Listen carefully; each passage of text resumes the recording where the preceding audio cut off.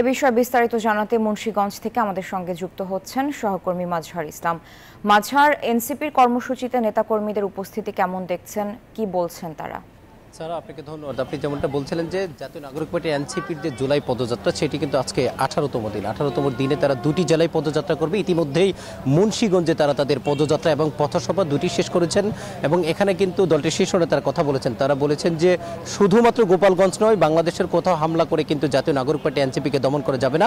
আমরা এই বিষয়ে আরও একটু জানতে চাবো যে মুন্সিগঞ্জে এসে তারা পরিস্থিতি কেমন দেখলেন, মুন্সিগঞ্জের মানুষকে তারা কি প্রতিশ্রুতি দিলেন। আমরা দলটির সিনিয়র যুগ্ম সদস্য সচিব আমরা নিভার সাথে কথা বলতে চাই।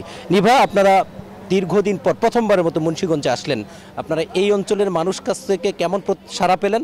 আপনারা এই অঞ্চলের মানুষকে কি প্রতিশ্রুতি দিয়ে গেলেন? ধন্যবাদ আপনাকে।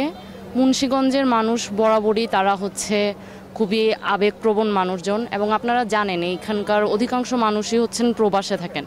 তো তারা আমাদের বললেন যে তারা প্রবাসীদের যে ভোটাধিকার এটা তারা চান এবং তাদের এখানে স্বাস্থ্য ব্যবস্থা, হাসপাতালের অবস্থা খুবই করুণ। ঢাকার এত কাছে হওয়া সত্ত্বেও যেটা ভাবা হয় মুন্সিগঞ্জ হয়তোবা অনেক উন্নত, রাস্তাঘাটের অবস্থা তা বলে না, স্বাস্থ্যের অবস্থা তা বলে না। এবং তারা এই দাবিগুলোই আমাদের কাছে করেছেন যে আপনারা আমাদের জন্য কাজ করেন, আমাদের যে রাস্তাঘাট এগুলো ঠিক করেন। আমরা যে আসলাম, যে পথ হয়ে আসলাম, সে পথটার অবস্থাও ভালো ছিল না। আমরা তার চাক্ষুষ প্রমাণই পেয়েছি তারা আমাদের যা বলেছেন। তো আমরা চাই যে মুন্সিগঞ্জের মানুষের এই যে দাবি দেওয়া, তাদের এখানে হাসপাতাল হোক, উন্নত মানের হাসপাতাল হোক, তাদের উন্নত মানের রাস্তাঘাট, যোগাযোগ ব্যবস্থা উন্নত করা হোক এবং তাদের যে দাবি, প্রধানতম দাবির মধ্যে একটি প্রবাসীদের ভোটাধিকার, এটি নিয়ে আমরা অবশ্যই আমরা জাতীয় নাগরিক পার্টি আগে থেকেই সরব আছি এবং আমরাও চাই প্রবাসীদের ভোটাধিকারের বিরুদ্ধে একটি শক্ত অবস্থান আমরা নিব। Thank you Nibha. নিভা বলছিলেন যে মুন্সিগঞ্জ ঢাকার একটি কাছের জেলা হওয়া সত্ত্বেও সে অর্থে খুব বেশি উন্নত হয়নি।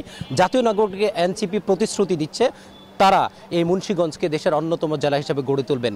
এই ছিল মুন্সিগঞ্জ থেকে আজকে নাগরিক পার্টির এনসিপির যে পদযাত্রা ছিল সেই সম্পর্কিত আমার কাছে সর্বশেষ তথ্য। মাজহার, ধন্যবাদ যুক্ত হওয়ার জন্য। বান্ডেল থাকলে প্রতি সেনমানিতে টাকা বাঁচবে। বিকাশ সেনমানি বান্ডেল কিনে জিতুন প্রতি লেনদেনে।